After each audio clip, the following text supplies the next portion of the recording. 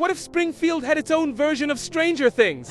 Yeah, upside-down portals, Psychic Lisa, and a Demogorgon Ned Flanders. This isn't a fan theory, this is the Simpsons' Danger Things. The story begins on a stormy night in the 1980s. Neon lights glow, E.T. posters cover the walls. And the kids are huddled around an Atari 2600, yelling at the pixelated screen. Milhouse, Bart, Nelson, and Lisa are deep into a game of E.T. The extraterrestrial, the worst game ever made. Nelson shouts, "Why does the alien keep falling into holes?" Bart replies, "Because, dude, the holes are the fun part." Milhouse sighs, "We've been stuck on level 1 for 3 hours. Lightning flashes outside. The lights flicker." Bart laughs nervously. "Hey, 80s power grid, right?" But then, the screen on the Atari distorts static, forming strange shapes. A dark shadow appears behind Milhouse. Before anyone can react, the power goes out. A low growl echoes from the hallway. The boys turn their flashlights, but Milhouse is gone. Only his glasses remain cracked on the carpet. Cut to the Van Houten house. Kirk bursts through the door with a hammer, screaming, "My boy! They took my boy." Luan tries to calm him down, but he's already smashing the living room wall open, muttering, "He's in there! He's talking to me through the paint." The neighbors whisper that Kirk's gone crazy, but in his madness, he strings Christmas lights across the house, connecting them to letters painted on the wall. He flips the switch. The lights flicker, and a word appears. Help! Meanwhile, deep in the upside-down Springfield, Milhouse wanders through a twisted mirror version of his town. Vines on every building, the sky a bloody red. He calls out, "Bart? Lisa? Anyone?" His voice echoes infinitely, swallowed by static. He finds a payphone, dials a number he knows by heart. Back in the real world, the Simpsons phone rings. Lisa picks up. "Hello?" Static. Then a faint voice. "Elisa! It's me, Milhouse. Where are you?" "Upside de Ponta Relise. Everything's dark. I can see your house, but it's wrong. Everything's wrong." Before she can answer, the line dies. Bart bursts into the room. "Lisa, I think Milhouse just called me on my walkie-talkie. He said he was being chased by—" "Don't say it," Lisa interrupts. "It's a Demogorgon." Bart blinks. "Oh, what? Now?" Lisa turns toward the window. Outside, the streetlights flicker, one by one. Something growls in the distance. The next morning, Lisa meets Bart and Nelson at the Starcourt Mall. Well, what's left of it? The sign now reads, "Rats Court." Rats scurry through the food court, and all the stores look abandoned. Lisa, wearing a hoodie and a serious look, says Milhouse is alive. "He's in another dimension. I'm going to find him." Bart crosses his arms. "Okay, but how? We don't even have Netflix yet." Lisa smirks. "We have someone better.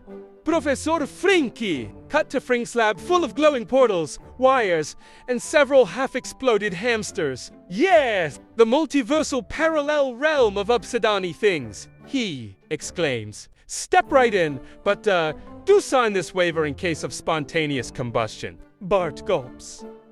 "Define spontaneous." "Frink, you'll know it when it happens." The kids gather at the edge of the portal. The machine powers up. Sparks fly. Lisa looks determined. "I'm coming for you, Mil." As she steps inside, her hair begins to fall out from the psychic strain. Her nose bleeds slightly. Nelson, in awe, mutters, "Whoa, she's like badass." Inside the Upside Down, Lisa walks through a ruined version of Springfield. The Quickie Mart sign dangles, flickering. Apu's voice echoes in the distance. "Thank you. Come again. Forever." Lisa finds Milhouse trapped inside a cocoon of red vines. He's crying. "I knew you'd come for me." She cuts him free. But before they can escape, monstrous shapes emerge from the shadows. Demogorgons with the faces of comic book guy, and even Patty and Selma. Lisa clenches her fists. "Not today."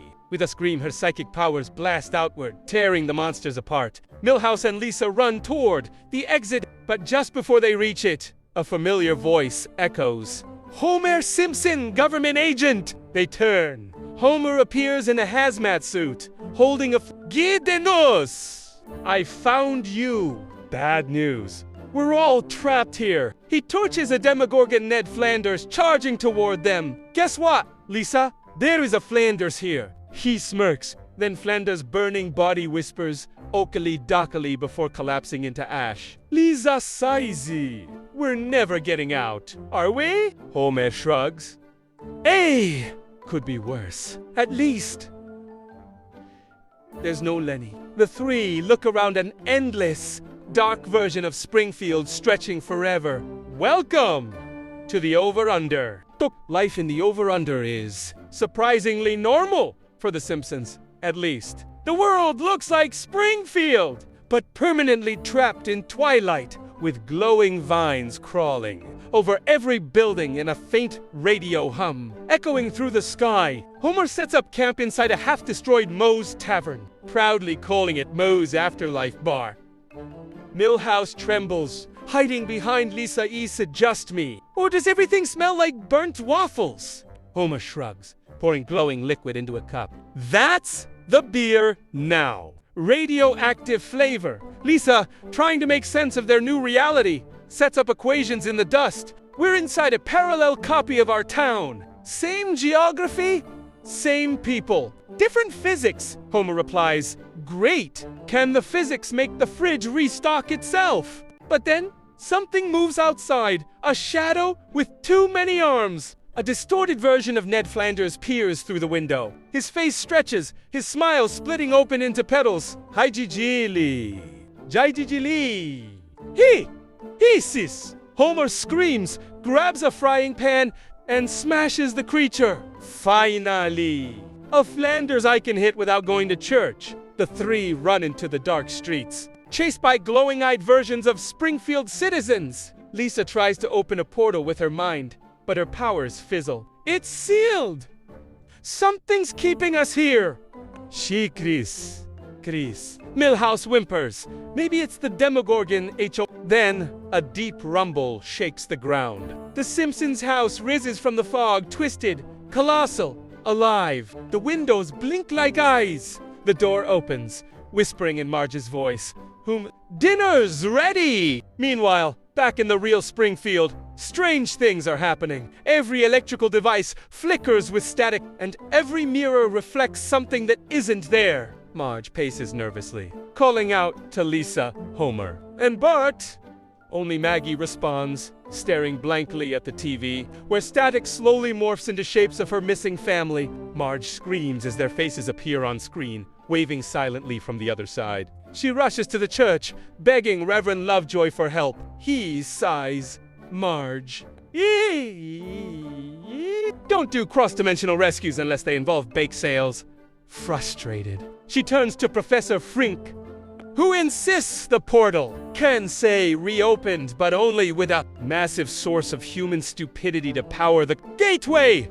Marge sighs. I know just the person. Cut to Homer's best friend, Barney Gumble, strapped to a machine, surrounded by beer cans. Frink flips the switch, and the portal flickers to life. It's working! The idiot energy is stabilizing, he shouts. Inside the over-under, Lisa sees the portal appear like a glowing window in the sky. But before she can reach it, the ground bursts open. Dozens of Demogorgon versions of Springfield characters crawl out. Moe with tentacles, comic book guy with spider legs, and Patty and Selma fused into a single, smoking monster. Homer readies his flamethrower, yelling, "Back to the mall!" Freaks! Lisa grabs Milhouse's hand and runs. The creatures swarm. For everyone they burn, to Maury appear. Just as it seems hopeless, a blinding light fills the sky. The portal expands, and on the other side, Marge stands holding Maggie, her hair floating in static.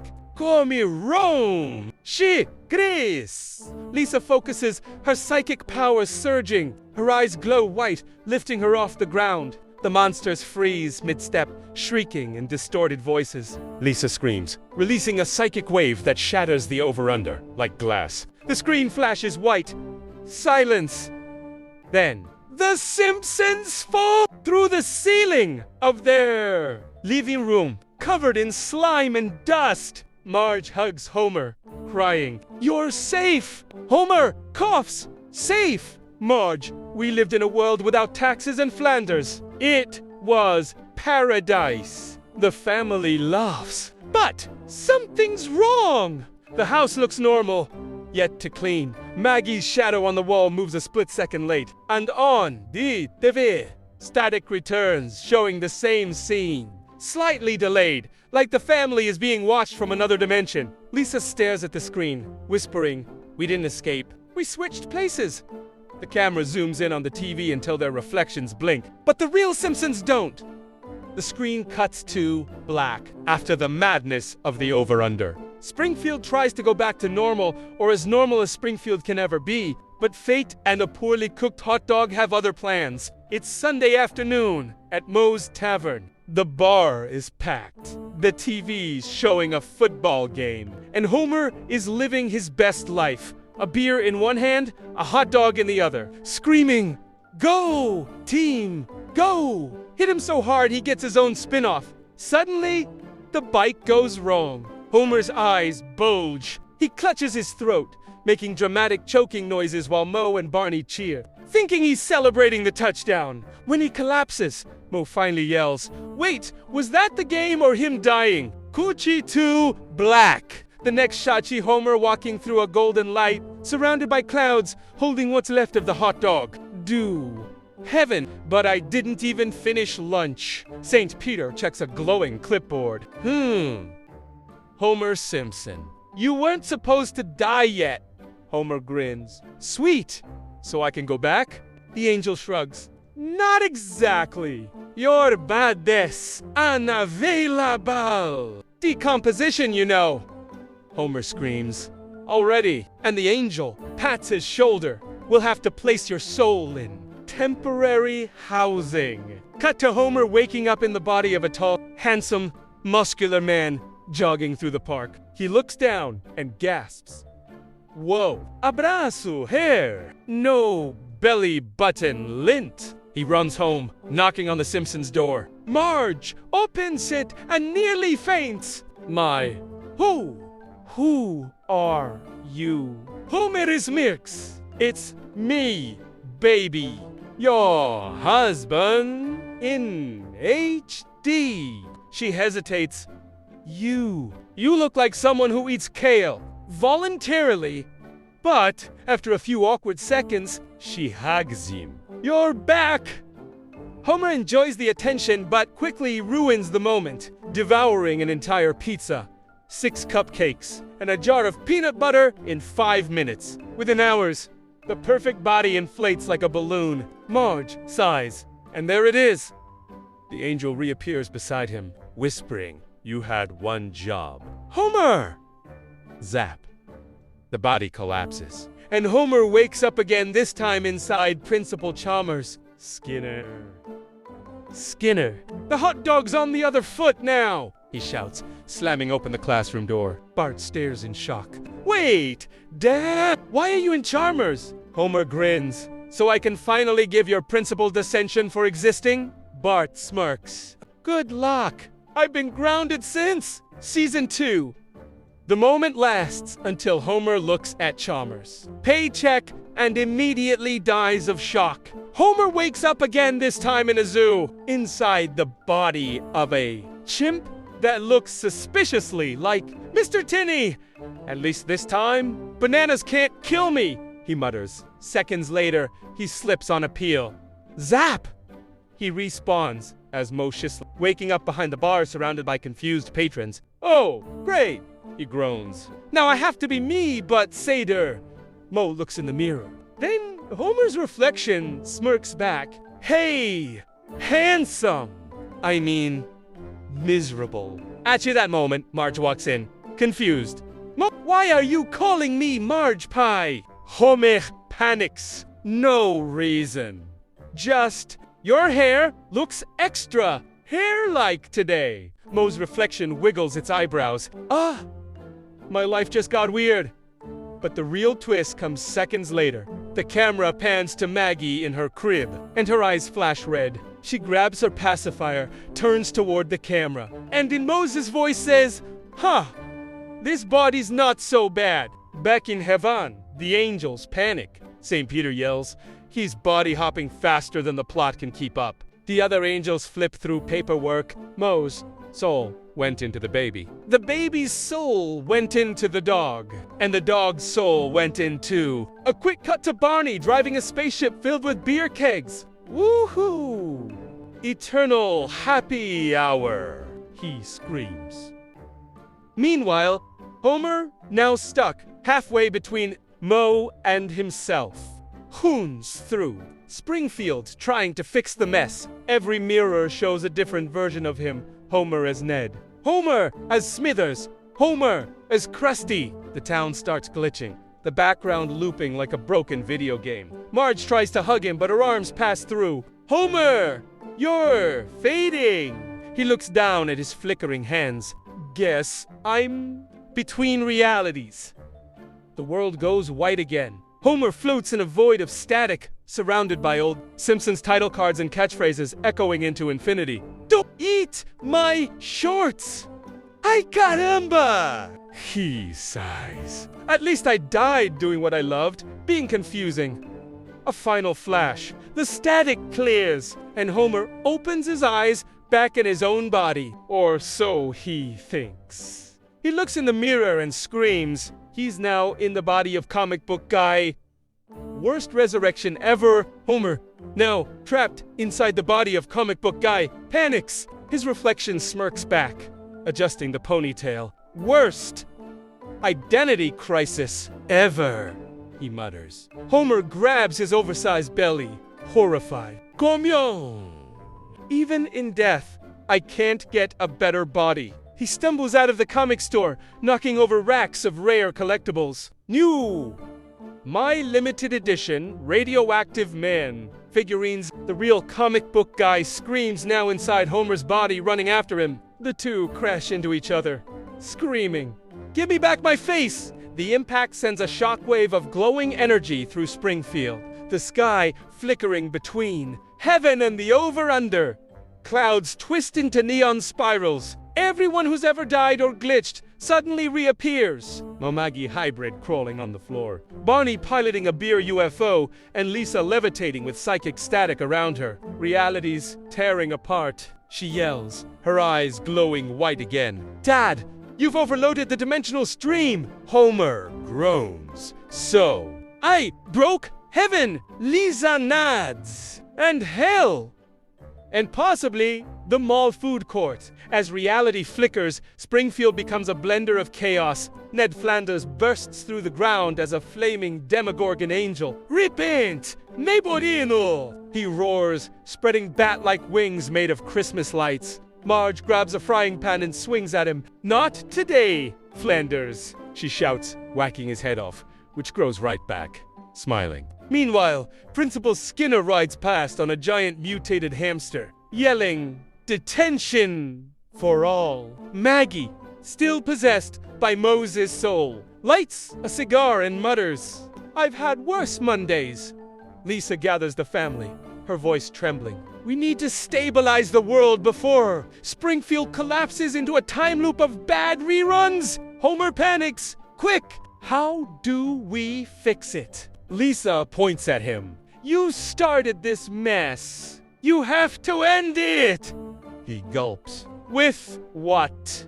"My charm." Bart smirks. "You don't have any."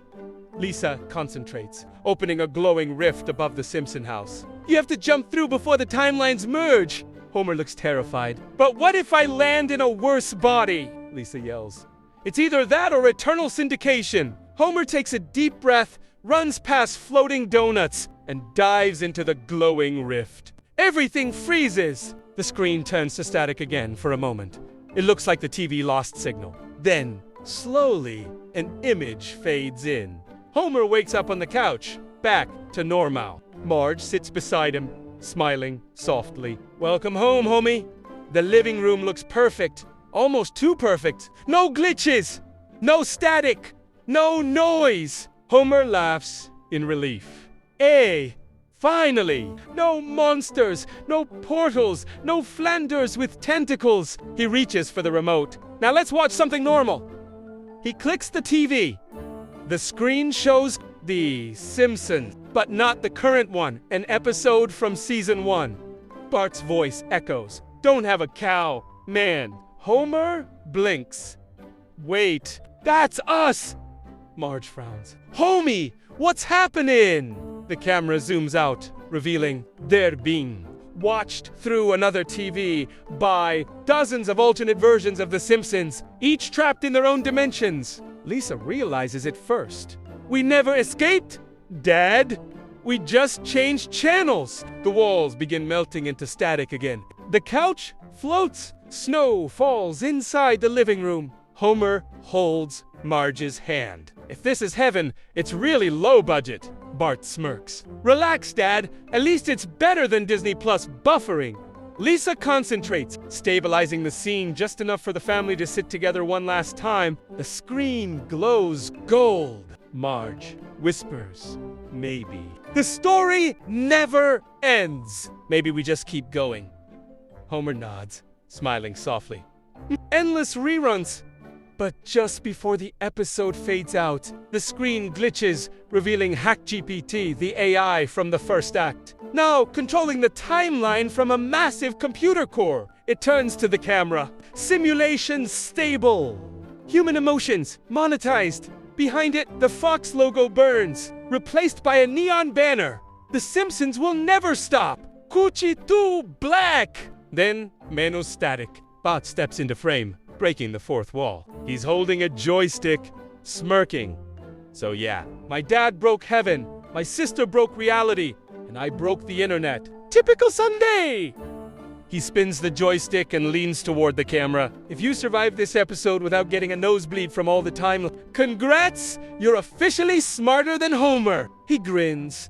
Now hit that subscribe button before I open another portal and replace your Wi-Fi with dial-up. The screen distorts into pixel art of the family waving goodbye, as 8-bit music plays a glitched version of the Simpsons theme. The last thing we see is Bart's face flickering between versions, kid. Teen, skeleton, hologram, before the static fades into text. They'll never stop the Simpsons! Dude, what was that episode? Like seriously little golden tending to Sansayo. Stranger things bechan up herself. Milhouse got sucked into another dimension. Come chopped on a hot dog.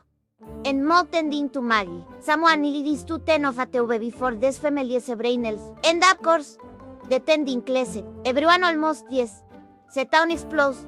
And I'm on day. Everything is finale. It is official. Springfield is immortal. But come on, Eveanas. You got lost too. Right? Is where? He fue through the episode Home was in heaven. Then he was a monkey. And now is a comic book guy. What kind of incarnation is there? And the best part, this whole story, it was written by a machine. A machine. I mean, Home Bindam was already bad enough. Now his sincerity is a robot. What is the next? Mesa Holo Rainbow's Milhouse? But hey, if you survive this house, and you're still alive at the scene, Demogorgon Flanders de dome a favor. Hit that subscribe button before a portal to the overunder opens in your living room. Go on, click it. It is free. It doesn't hurt. And it helps keep my family kinda sane. And if you don't subscribe, y ella escrita to use her powers, and crash your Wi-Fi FB. Thanks. Nes from the upside down. Y en Bart. And that was the most confusing episode in Simpsons history. Now subscribe before Homo X inside your body. Bart traces the screen glitched out.